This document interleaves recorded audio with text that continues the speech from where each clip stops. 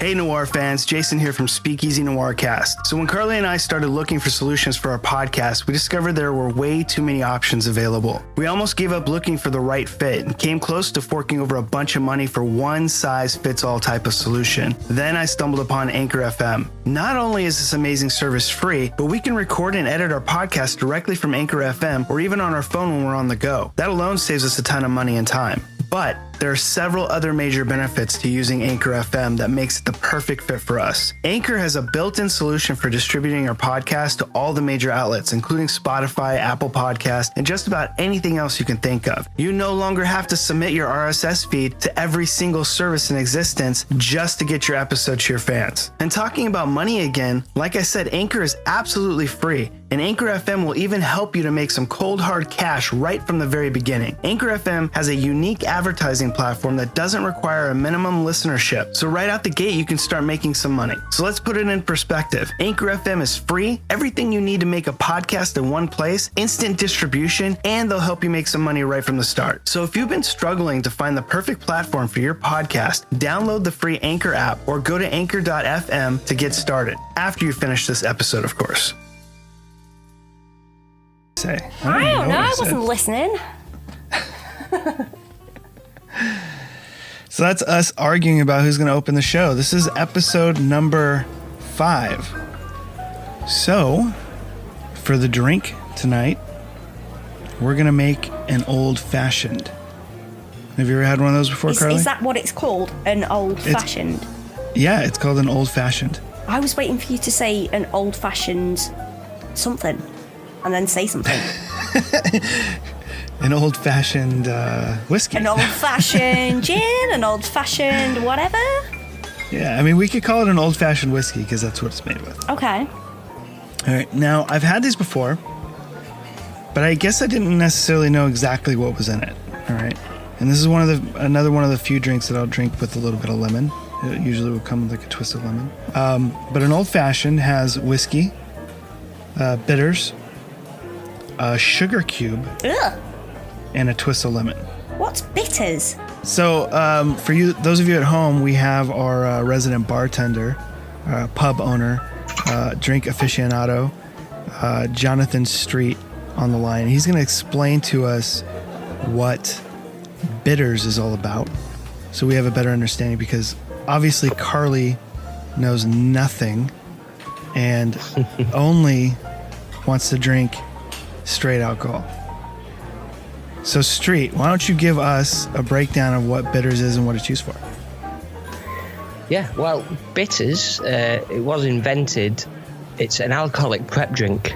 Technically, it's natural herbs. It's been made from fruit, even bark. It's used for medicinal purposes originally. During the Prohibition, they used it to get around it because it is alcoholic still. People don't realize it is actually alcoholic. Yes, now I actually found that out today. Looking it up, is that it does contain considerable amount of alcohol. Exactly. So Prohibition, it was obviously a very good tool to use to get around the actual alcohol. Another good fact is as well, the reason Irish and Scottish whiskies were so popular in them days is because they were the ones that were illegally imported, and that's how they become so popular over in America. Oh, interesting. Because obviously at the time they couldn't have their distiller whiskies and stuff like that, so they had people running them over as well as rum. But anyway, going back to the bitters, it's a cocktail based prep basically. So depending on the cocktail that you have, will depend on whether it can give it a sweet taste, it can give it a sweet bitter taste, or just a bitter taste on its own. And in some cases, it can give it a sour taste. Usually, it gets a sour taste when you do it as a whiskey-based cocktail. So if you've had any whiskey cocktails in the past where it's got a bit of a sour taste to it, then bitters is usually traditionally used. And it very much to this day, you'll see it on pretty much every bar that you go into. All right, Street. Well, thank you so much for explaining bitters to us. I think maybe we all have a better understanding on what it is and how to use it. I hope it helps a little bit. Awesome, man. Thank you so much. Oh, brilliant. Thanks. Speak to you soon. All right, man. Bye. Yeah. A sugar cube? Why would you put a sugar cube in something that's not tea? Yeah, well, so a cube of sugar dissolves slowly, and that's usually why you would do that. So as to where if you just dump sugar into a drink and you stir it up, it's instantly sweet. as to where a sugar cube will sort of dissolve as you sit there with your drink. Okay. So it's a slower process and it'll be less sugar induced into the drink. Okay. And you ran a pub. We don't have bitters. We don't put random spice crap in a glass. What do you guys have? Like, you're like an Old West bar where you got like whiskey. Yeah, we don't put bloody soda with it for a start. And we don't put bitters in. Bitter is like a pint. You have a pint of bitter. Bitters, little bits of whatever's left. Strange. Very strange to me. There's a lot of different iterations of like an old fashioned, I guess, but this is sort of the classic, apparently. And if you asked for a whiskey cocktail, this is pretty much what you would be getting as an old fashioned. The name comes from an aristocrat, James E. Pepper. Now they say, not to garnish it with anything.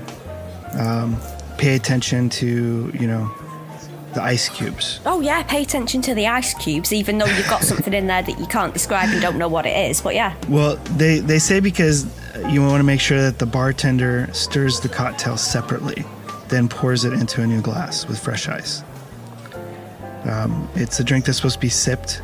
Not surprised. For a while, for a long period of time, and that's again goes back to the sugar cube idea. Okay, the sugar cube will slowly kind of dissolve in the drink. All right, so it's a little sipping drink, and I can't wait till you order a bottle of bitters and you check it out. As am I. I'm curious what you'll think. I'm curious what will arrive, to be honest. So what are you drinking tonight? Are you drinking just a straight whiskey, or are you just back on the gin? Back on the gin with some bitters. With some bitters. Bloody madness. All right, folks. There you have it. There's our drink for the night, the old fashioned. We're going to have to get Carly up to speed on that one and get her some bitters, or else, she's not drinking along the same drink that we are tonight. I'm going to get progressively more confused. I can see this happening. We hope you enjoy your old fashioned, and welcome to episode number 5.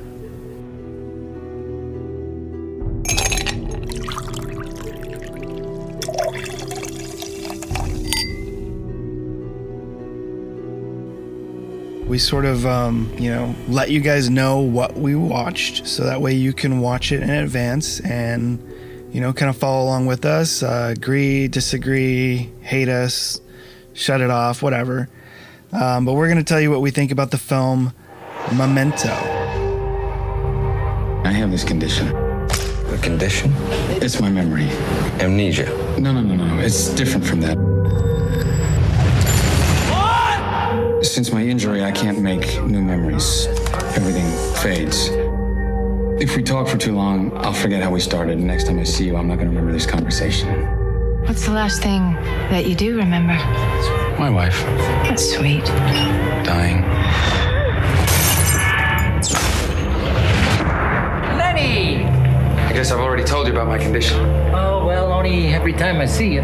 You don't remember where you've been or what you've just done. No, I can't make new memories. It's like waking. It's like you just woke up. When you find this guy, what are you gonna do? I'm gonna kill him. Maybe I can help you find him. Are you sure you want this? My wife deserves vengeance. Do not trust her. She's going to use you to protect herself. I think someone's been trying to get me to kill the wrong guy. You can question everything. You can never know anything for sure. Teddy, don't believe his lies. You wander around playing detective. Well, maybe you should start investigating yourself. Who did this to you? You did. I want my life back! Why are you asking me? I can't remember what I've done. I have no short-term memory.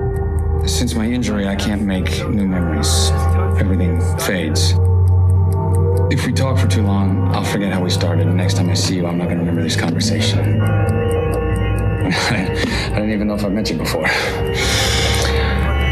I've told you this before, haven't I?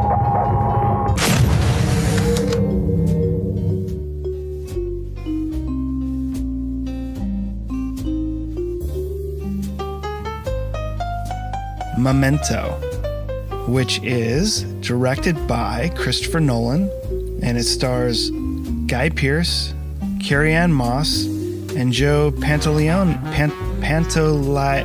Oh my God. I love him too. He's amazing. He's just fantastic. Well, he's not going to love you if he hears this. Can't even say his Joe name.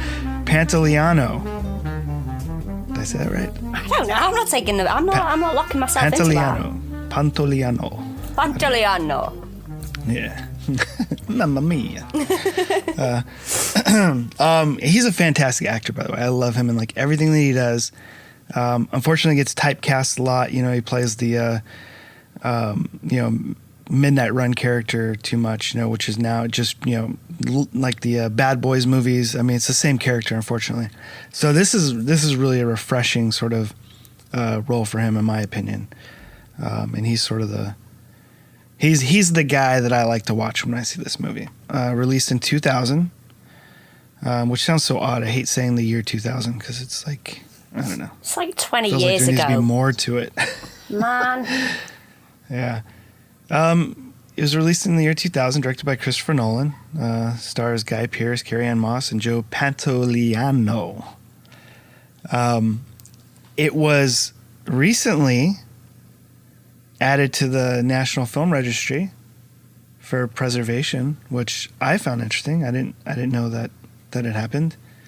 I feel like those things should be, communicated more. I don't know how to find out about that stuff, but Twitter. I thought that was pretty cool. Twitter, I guess. Yeah, I'm not a Twitter person, but yeah, I might be a twit, but I'm not really on Twitter too much. I'm going to put that as your new handle. Jason Morris, the king of twit. Jason the Twit Morris. That could be my noir gangster name. Oh my God, that's so funny.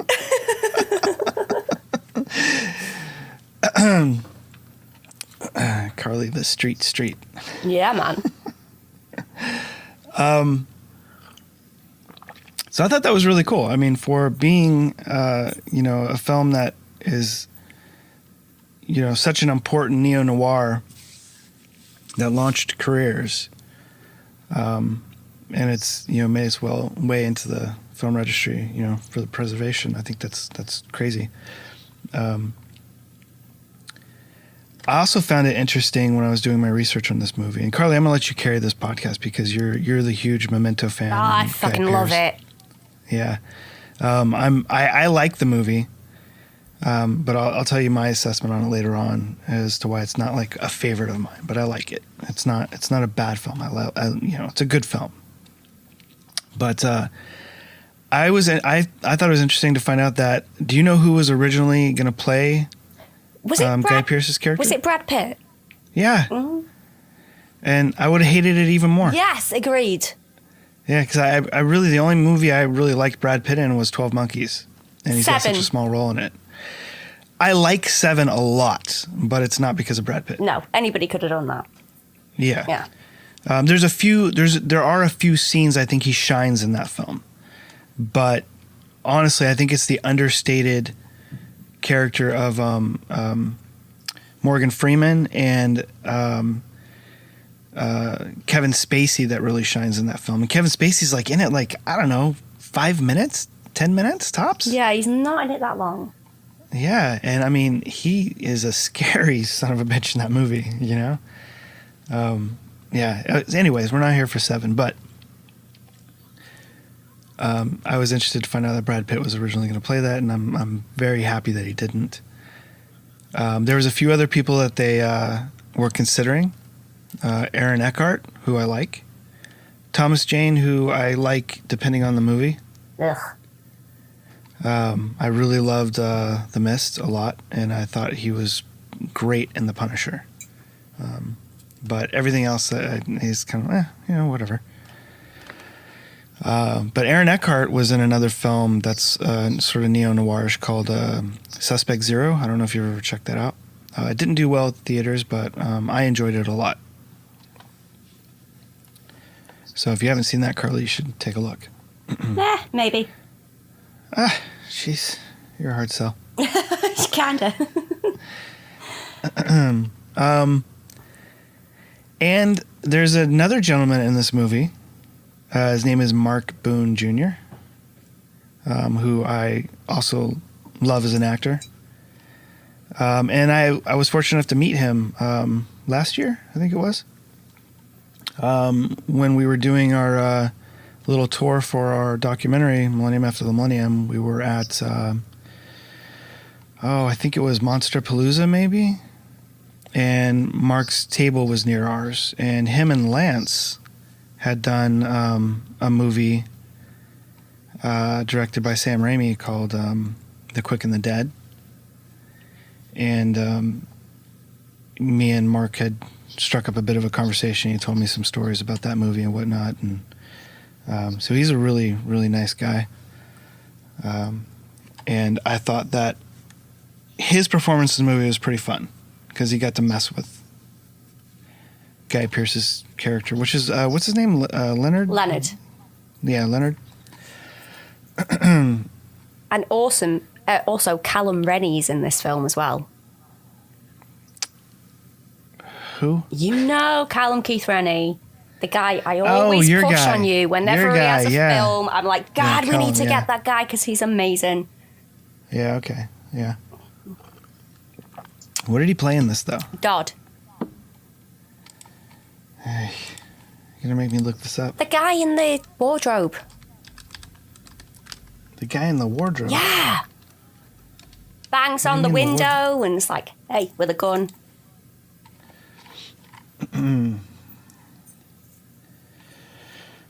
Dodd. Yeah. All right. I don't know. Maybe I need to watch more Due South. You should. All right. Why don't you... Oh, we didn't even mention Carrie-Anne Moss, who's got the connection to your boy, Keanu Reeves. Oh, yeah. Did I mention that? Yeah. Who was also in a film with Callum Keith Rennie. Canadian film, which was fantastic, yeah. Can't remember the name of it right now, but it was amazing. Oh, it must have been great if you can't remember. Yeah, it's so good, I just can't remember it. So I get a feeling we're either going to piss people off on this episode because there's so many fans of Memento. I'm not. You're gonna. I might. I don't know. We'll see. We'll see. I might piss you off. You might be like, maybe. Hell with this. There's no episode 6. Yeah. Screw you, Morris. Twit. Yeah. All right. Why don't you give us your infamous synopsis on Memento? My synopsis in a nutshell. Okay. A heavily tattooed, a slightly beautiful and yet very confused chap with short-term memory loss tries to track down his wife's murderer. That's the worst one you've given so far. Why? Slightly beautiful. Come on. I thought it was integral to the plot. Oh boy. Why is that integral to the plot? You got to explain yourself on that one. Because it is. It is not. I said it is, so... I'm watching this movie going, they dyed his hair blonde. He looks like Eminem in a suit. No, he worse than that. It looks like Backstreet Boys. I'm like, this is the silliest... I mean... my gosh. I will agree, I don't know why his hair's blonde. Well, because it makes his eyes pop. I mean, that's the only thing that I can notice why his hair would be blonde. It just it bugged the crap out of me. And it's the 2000s. Everybody was everybody had blonde hair. So yeah, late 90s. Did you when have I was in high blonde school, hair? I did. Yeah, I dyed my hair all different colors. But before Eminem even came out, I dyed my hair blonde. So he copied you, is what you're saying? No. I just think it was a thing at the time. Like people just dyed their hair, and I went through all the colors, and blonde was just one of them at the time. I'd done it a couple times, in between other colors: green, blue, purple, black. I did all different colors. Imagine you with green hair. I don't know why I did that, but I did it. I think everybody needs a picture of that. I don't. You know what? I don't have a whole lot of pictures of myself. Conveniently enough. Well, cell phones weren't really a thing too much till my senior year or something like that. We were still in the pager era. Yeah. I'm old. Jeez. But yeah, so I get it. I think sort of that time period was sort of, coming off of that whole hair dyeing thing that was happening a lot. So I don't know. Maybe it was just an aesthetic choice to make his eyes pop, which is my thought process because it's the film. They're not going to be that sort of on the nose for, that kind of thing. But I don't know. Who knows? Not sure whose choice that would have been. But regardless, I'm going to let you take it away, or all I'm going to do is just keep slamming on Guy Pearce, and I don't want to do that. I feel like I want to know why it's not your favourite film. Like, why you like it, but you don't love it. I like it, and I see the merit in it. Like, I understand why people like it. Look, Christopher Nolan is a great director when he's trying. And I think he tried really hard with this film. Him and his brother both. This is originally his brother originally came up with this idea and wrote the first script and was trying to push it. Have you read the short story? I have not. Oh my gosh, it's great. It's like an inner monologue of Leonard. Like the black and white bits. It's kind of like that. Interesting. Yeah, I'll definitely seek it out and take a read. I did find it interesting, though, that his brother was the primary, spearhead of this movie. Somehow Christopher Nolan, who was moving to LA, ended up, making it and getting it, pushed through and that sort of thing. But it sounds like it's had several iterations before the actual movie. But the reason why it's not my favorite film, I feel like it's overtly complicated. I feel like they tried too hard to make it interesting by playing it out of order. Which does work. I'm not saying it doesn't work, but I think that was sort of, again, a time period sort of thing. I think people, were still reveling over, Tarantino and what's the name of the movie? Pulp Fiction. Pulp Fiction, yeah, thank you. Jesus, I don't know why I can think of it, which I also didn't really care for. Such an overrated film. Yeah, I mean, that's my opinion too. Like, again, I see the merit in it and I understand it. Tarantino was brilliant in terms of knowing the rules and how to break them. Okay, and I get it. And I feel like Christopher Nolan did the same thing here. Like, I don't think he broke ground here. I think that he made it so complicated that it's hard to criticize it. Because you really have to freaking pay attention to find like a plot hole or anything like that. And I'm not even sure there are any. I'm not saying that there are, but it just seems like it's overtly complicated because it's told out of sequence. It's told in reverse. And there's also two different sort of sections, the black and white and the in color, which all in of itself makes sense and works together. And he does a fantastic job because he's a great director.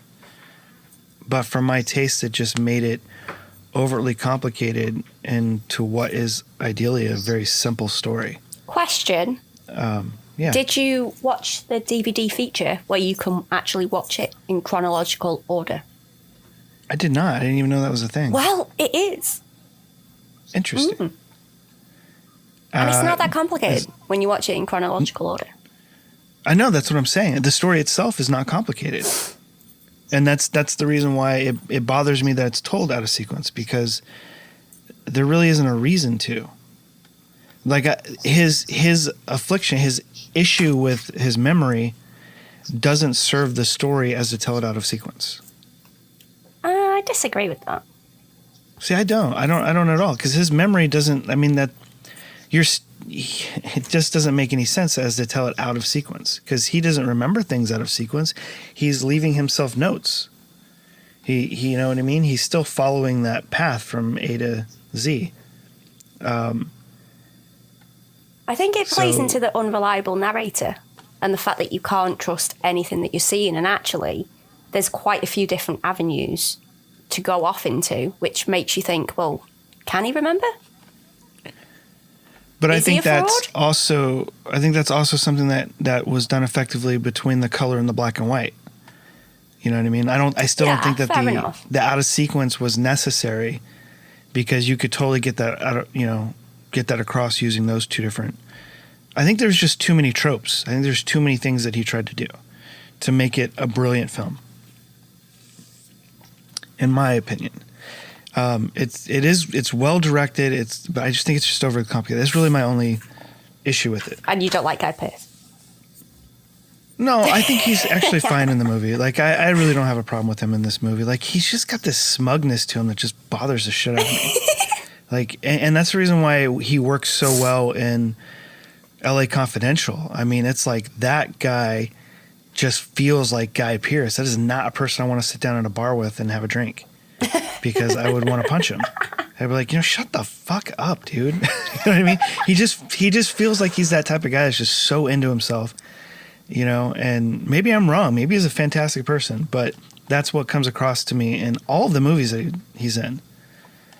I don't know. And it's that same feeling I have with like David Duchovny, is the Guy Pearce, but Guy Pearce even more so. And it also severely bothers me about him playing Waylon in those new Alien movies. I thought that was just silly. I knew there'd be like a deep-seated hatred it really from is. somewhere. It was just really, why? Why did they do that? I mean, why did they put this dude in a bunch of makeup who's not really a fantastic actor? I mean, honestly, it should have been, Lance was the right age. Lance should have played it. He had already played like the Waylon characters. It just didn't make any sense to me. Whatever. I'm sure somebody can rip that whole idea apart too, but just Guy Pearce was such a left field kind of thing, but whatever. So, hey, Carly, let's take a break real quick and talk to our listeners about our sponsors. All right, guys, we're back and we're going to keep talking about this film. Guy Pearce, if you're listening, I thought you were fantastic in Neighbours. So, no, I haven't just seen saying. That. Neighbours. Wait, Neighbours, is that? That's the Australian soap opera. Oh, okay. So that's why we love him in the UK, because he was in Neighbours and Home and Away. Okay. Yeah, I don't know what that is. I don't know. But yeah, so that's the reason why.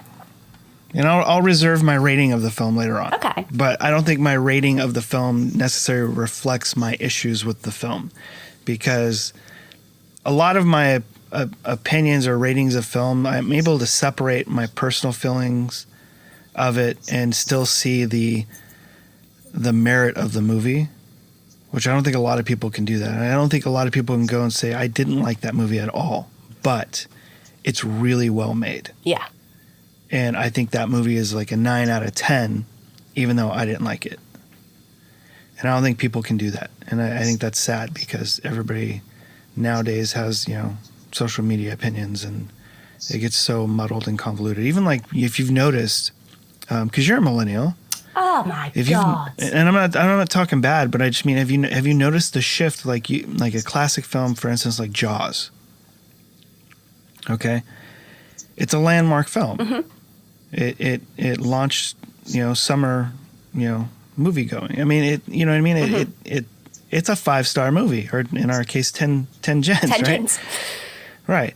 But millennials will see a movie like that and they'll give it like 1 star. Like, I don't understand why this movie is like has so many good reviews. It was stupid and boring. You know what I mean? Yeah. That's their, I guess it's just a generational gap or something like that. But my personal thing is, I don't think that they've been brought up to learn how to appreciate art. Exactly. Yeah, you're completely right there. Yeah, I mean, in the same way, I probably don't know how to fully appreciate like a Picasso painting or something like that, because I haven't had the training to understand it. And I have actually taken like art history classes and things like that, and I things like that. But I from taking that, I can understand more as to why somebody might rate something poorly just because it's a lack of understanding or knowledge or education. I'm not trying to sound pretentious or anything, but I feel like there is that sort of generational gap, but also a lack of understanding, unfortunately. Everyone's an armchair director. Well, yeah, exactly. Everybody, a critic. But yeah, that's true. So the further and further we go, the worse some of these films are going to be judged. Be remembered. Yeah. And that's unfortunate. Well, fortunately, I'm here giving my 10 gins out of 10 every 3 films. So Yeah, every 3 films. Yeah. Unless it's The Big Steal or Backfire. God.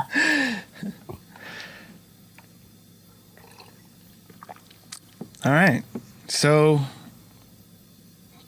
take us into the movie, Carly. How's this thing start out? Where do we go? It's a weird little adventure of backwards ass hattery. That should have been the synopsis. Weird little adventure of Yeah, it is. And I do love this film a lot. It was one of the films that I did for my A-levels. And I wrote this 5-page, really in-depth, really complicated, really clever assessment of it. What's an A-level? I don't know what the equivalent is. Well, just tell me what it is. What is an A-level? It's like a college course, I guess. Oh, okay. Yeah. Oh, so it's like an honors, sort of like, ahead of the class kind of Yeah, I guess so thing? for you. Okay. Yeah. And I tried to find it, actually, so I could sound really clever. But I couldn't. So I'm just going to sound stupid.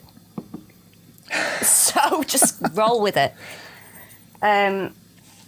Well, you're going to need to find this because we're going to need to post this for people to read. I sounded like a genius, honestly. My intellect level on that, you would have thought I was a professor.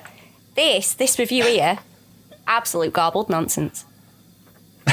my first note is opening image about a photograph being developed and how I liked that because it was like a memory fading. Yeah, I mean, and that plays into like the reverse. Yeah, I mean, I totally get that, and there's nothing wrong with that. But you're going to find that paper. You are going to find that paper. I will try very hard. I'll try very hard to find it. Because we're going to need to read that. We might need a whole show just on that paper. We'll need a Memento Part 2. Memento Part 2. Carly's intellect found. Right? No, I did. One of the reasons why this captured me is because I love how they introduce every character pretty much with a photograph. I just found it so different to the usual narrative. Shit, I didn't catch that. Yeah, or the usual narrative of a film is we meet someone, then someone explains about them, or somebody explains about somebody, and then we meet them. In Memento, they skip that crap. Pretty much everybody is introduced by a photo, and then you'll see something written about them which may or may not be true. And then one person will say a name, and the other person won't. So, for example, when Teddy and Leonard were first introduced, Teddy will come in and go, Lenny! And he just looks at him, because we've already seen on the photo it says Teddy. Right. So it's Little just a master of confusion. Yeah, little things like that make it fast-paced because you're skipping over the unnecessary crap. But I see what you're saying. You're just skipping over it to begin with, but later on it comes up because we have the whole exhibition of, Teddy being a JG as well. I mean, it's still there. Yeah, but it's initially, that's why it's a little bit confusing. You don't see it in the right context, and that's, like I say, one of the things that kind of gripped me and made me interested in it. Because I didn't want to watch Memento. I really didn't want to, but I had to. For this college, college thing. So they assigned you Memento to watch? Interesting. And I actually ended up, it's in my top 5 films. Wow. All right. Fair enough. And I like I particularly like the black and white bits. Why? Why are they more intriguing than the color stuff? The root of the story, the real Leonard, that's where the intrigue is. That's where the different theories come up, is in the black and white sections. I feel the exact opposite. Not in the main colour bits, because some of the main colour bits then eventually turn to black and white and sort of fold into that Sammy Jenkins narrative. Yeah, see, I feel the exact opposite, because I feel like the color bits, that's him, because in the end of the movie, he's deciding, basically, I don't care if this is wrong. I'm gonna still carry on this crusade. So I felt like the opposite. I feel like the black and white stuff is sort of like, if you look at it like in terms of good versus evil, or, you know, devil and angel sort of sitting on his shoulder sort of thing. I think the black and white stuff is more of like the good side of him trying to figure things out. Interesting. And the color side of it being like his devil, so to speak. And not necessarily that he's bad, but that he's so conflicted as to what he's done, he's going to carry on doing this. Which is essentially the same, you know, he more or less becomes Teddy's character. Teddy's using him to kind of do the same thing. See, that's weird because I find the interest in the black and white bit because I feel like that's kind of his mental, like him sort of doing, kind of like arguing with himself. And I think that that's where the real him is, and that's where he's kind of trying to create the narrative of the colour. Could be. I know there's a lot of different theories out there, and another thing I like is it's quite ambiguous, so there isn't really one solid answer. But I like the idea of him being Sammy Jenkins. And I like the idea of him actually remembering and coming up with this routine and this mystery and this constant puzzle to solve as a way to keep his mind away from what he's actually done. Yeah, and I totally agree with that. I think that's the mystery of it, and that's the fun part, because, I mean, he knows a lot more, or at least figures things out a lot easier in the color sections. Yeah, especially when he says something to Natalie, like she's tries to rip a photo up, and he's like, oh, you've got to burn it. And then right at the end, at the last scene, when Teddy gives him that picture that's supposedly him killing John G., he burns it. Mm-hmm. So clearly, he remembers that moment when he's talking to Natalie. Either that, or it's just from past history before. Possibly. And he just knows. Yeah, well, no, I think you're right, though, because why would he have to burn it? Why would he mention it? Why would he say that to her? Oh, you have to burn them. Yeah, I think you're kind of right. That is kind of weird. And I think that might fall into that sort of B story with... trying to think of what his name is. Stephen Tobolsky. Oh, God, I'm terrible with names. Stephen Tobolsky. Sammy, not Jimmy. Oh, Sammy, yeah. Yeah, Sammy, where it shows him as the insurance guy, and he's watching him do the, I think it's insulin or something, to where his whole thought process is he thinks this guy, I think he says, in fact, he's a bad actor. Yeah. And that might kind of play into it. Maybe Leonard is a bad actor as well. Maybe he's lost his wife and he's playing this role. It's quite interesting because there's like one really quick shot where he's talking about Sammy and he's sat in an asylum just on a chair watching people go past. And for a split second, Leonard is in the same spot in his chair, like basically taking his place. And it got me thinking, is he sat in that asylum and this is all playing out in his mind? Very well could be. And I think there's a few different theories on that. I think some of the theories is that Sammy doesn't even exist. Another theory, like what I'm saying, is that, Leonard is aware and isn't actually not able to retain short-term memories, and is faking it for the sake of not feeling bad about the bad stuff he's doing, which is killing people. Which is interesting, though, because he's not letting Natalie and Teddy manipulate him. He's actually manipulating them. Manipulating them, absolutely, yeah. And it feels like he's putting himself through, like, a lot of trauma doing that. But if you look at it in that light, he's actually not. He's putting them through stuff, just letting them feel like they have control. But in the end, they get what they deserve. Lots of different ways to look at it, definitely. Yeah. But, I mean, again, that just feeds my sort of idea of I think it's just overtly complicated. Obviously, I like that. I like complicated stuff. I overcomplicate the simplest of things. So I love this. This is like a field day. Yeah, and I don't have a problem with it being complicated. It's just it's overly I think it detracts from the style of it. I think it's too much style that it detracts from it, and you start thinking too hard about it, opposed to like sitting and enjoying the movie. And maybe it's just maybe I'm just dumb. It takes me longer to pick stuff up. I don't know, but yeah, I don't know. I mean, but I completely recognize that how well it's made.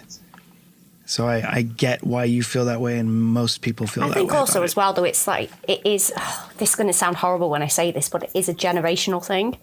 From my point of view, I've not experienced a film like it at the time. So, I don't think that I have either. I don't think there is a film like it. Like, I mean, that gets that deep into it. Because I was just, at the time, I was just kind of exploring noir properly as a topic and learning all the complicated terms and writing about it and studying it and really getting what little brain cells I had going. And then when I had to watch Memento, I was kind of offended because I just watched The Maltese Falcon before it. My films were The Maltese Falcon and Memento. So I was massively offended that I had to watch Memento. I was like, I don't think so. And then it completely blew me away. In comparison, and I thought The Maltese Falcon was the best thing since sliced bread. And then I watched this, and I was like, there was just so many ways to go that my brain I could never settle on anything with it, and that's why it stuck in my head. And actually, I ended up writing like 3 or 4 papers on it. And I had to like pick the best one to put in because I just couldn't get it out of my head because I couldn't work it out. Yeah, I don't know. I don't know. Why did you feel offended though? Or not offended. Yeah, I was offended, yeah. You said because offended, I was yeah.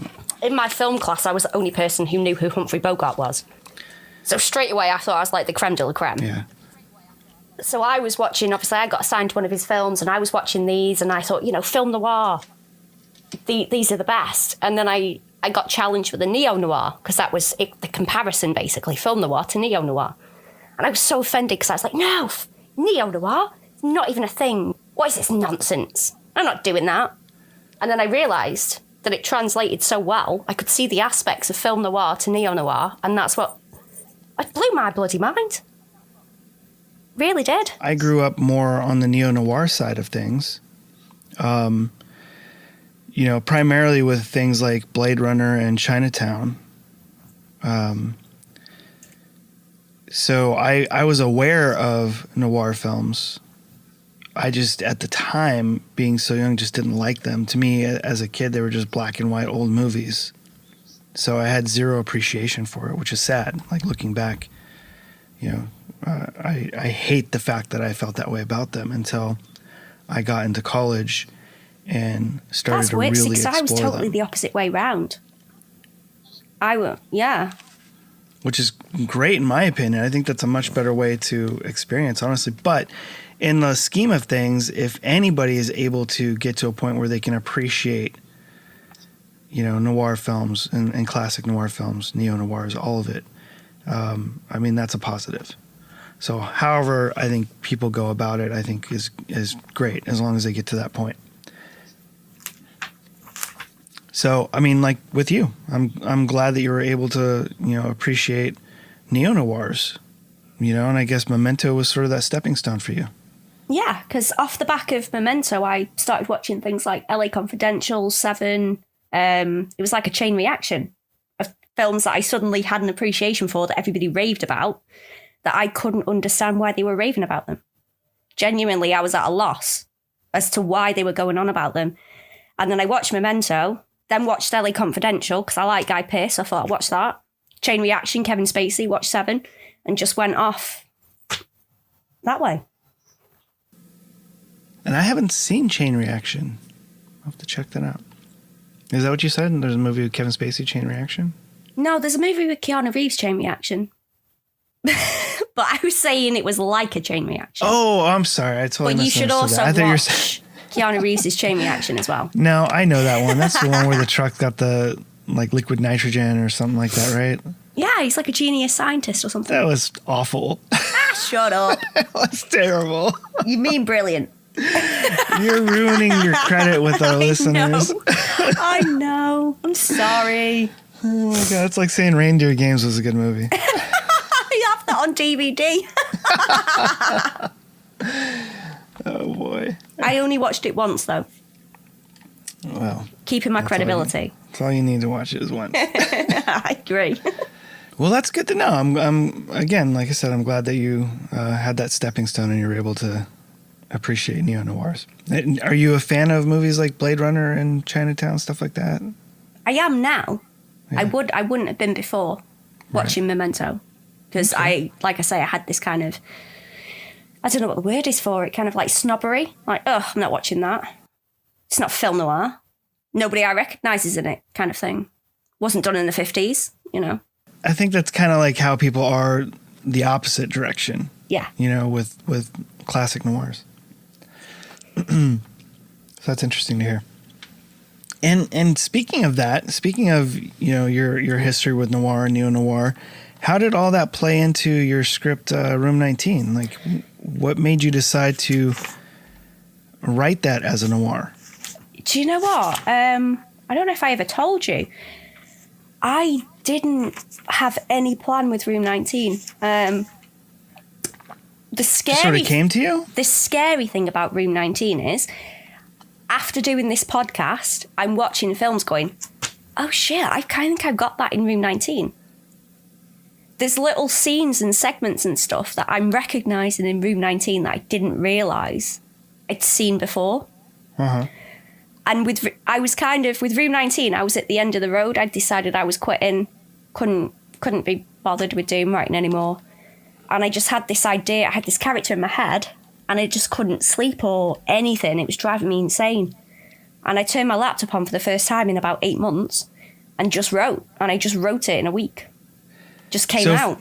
For our listeners, can you give us your synopsis for Room 19 so they know what we're talking about? I can't do a synopsis in a nutshell for Room 19 because I give it all away. I give it away. You have to. It's too late.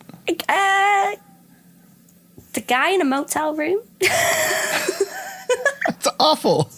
Yeah, but I give it away. Every time I try and explain Room 19 to somebody, I give away the freaking ending. All right. So I'll try to do it here. Okay. So for everybody that's listening, Room 19 is a script that Carly wrote that we're working on to make a feature film. It's important to us. It's how we met. And it's a neo noir type film. It takes place in the year 2000-ish. Mm-hmm. And it revolves around a father whose daughter is murdered. She is a well, I don't want to give that away. See, it's hard. Well, I mean, I can give it away.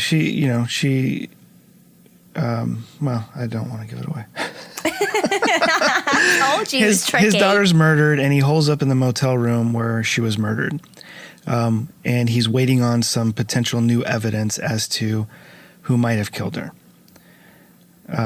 We should have read the Internet Movie Database synopsis, is what we should have done. Well, they can look it up on IMDb. They can look up Room 19 on IMDb, and you can see that one. But yeah, basically his daughter is murdered, and he's about to be presented with some new evidence that might lead to the murderer. And we're talking 10 years after her murder. So this is a pretty important night for him. And it goes through the process of him sort of facing his demons of his daughter's murder. And there's lots of different characters that come in and out of, the story while he's in this room. And so it's very, it's very dark and gritty and noirish in theme and tone and style. So I was asking Carly basically like what led her to create the script in that sort of tonality. It's probably just years of film noir that wanted to explode out my brain. Yeah, it could be. I mean, it's definitely the in my opinion, the proper setting for that type of story. Because that script is actually like if you had a rule book of how to write a screenplay, you could just check everything off the list of how not to. It's basically what everybody says you shouldn't do. I've done. I mean, yeah, and I think that there's a lot of films that do that as well. It's weird because it is conventional, but it's also not conventional. So, I mean, I don't know. I think people will be interested in seeing it or reading it. I don't know. Are we at the end of this, Carly? Are we ready to give our rating? I think we should do a rating, yeah, because I'll just ramble on about Guy Pearce for another 25 minutes, and I don't think anybody wants that, except maybe Guy Pearce, who's probably not listening. Yet. All right. You want to go first? You want me to go first? Well, we know what mine's going to be, don't we? 10 gins out of 10. Yeah, yours is going to be like 20 gins out of 10. Yeah. A million gins.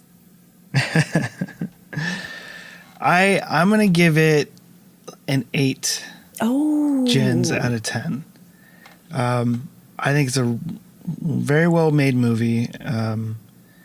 I think he did a lot of things that were unconventional. Well, I don't know. There was films that were doing black and white and telling stories out of order already, but he did it well.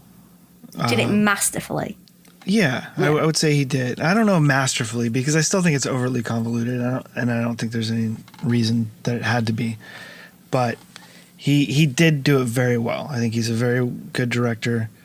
I think it's a well-acted movie, even Guy Pearce. And the only major negative is his hair. His hair and smugness. If only Guy Pearce wasn't smug and blonde. I'm joking. But, yeah, I don't think it's...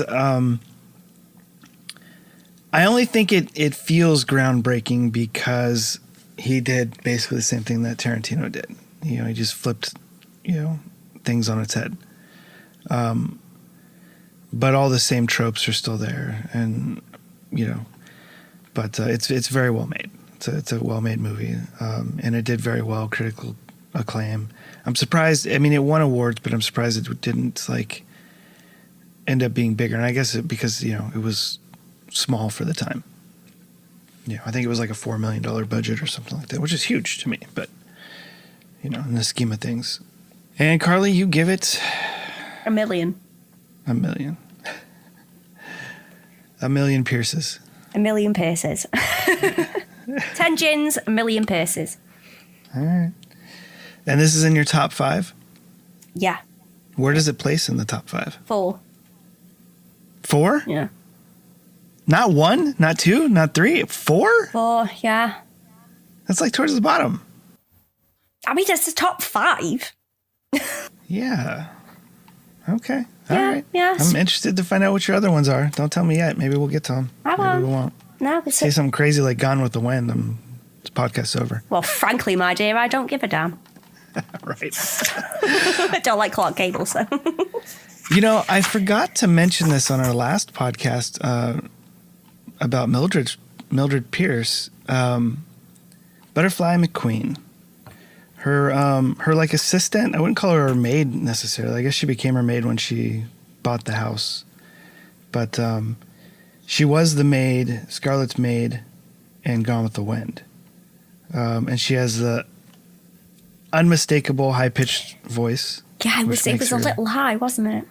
Yeah, but I think she's great. She showed up in a lot of stuff. She's been on a lot of things, and I thought she was amazing. But I don't know. I wish I had brought her up in the last episode when we were talking about Mildred Pierce. Mildred Pierce. I don't know why. I want to always call it Mildred Place. I mean, it's not called that, but okay. It is not. I don't know. So anyway, there you have it, guys. Memento. 10 gens out of 10 and 8 gens out of 10. And I know a lot of you guys will probably enjoy that film. Maybe you watched it before this episode and followed along with us, and let us know if we're wrong. Let us know if Carly's wrong. No, I'm okay. No, she's not wrong. You don't have to let me know. I can live without that knowledge. That's fine. Leave me in my bubble. Well, but if you do want to call us and tell us something, by all means, give us a ring, 818-643-1441. or you can leave a message on anchor.fm. We'll put links in the description. And yeah, until next time. He's looking at you, kid. Toodles. Thanks for joining us this week on the Speakeasy Noircast. Make sure to visit our website, resurrectionfilms.net, where you can subscribe to the show in iTunes, Stitcher, or any of your favorite podcast apps, so you'll never miss a show. While you're at it, if you found value in the show, we'd appreciate a rating on iTunes, or if you'd simply tell a friend about the show, that would help us out too. If you like the show, you might want to check out our book, The Dark Side of Acting Up, available now on Amazon, or you can check out one of our films available on Amazon Prime.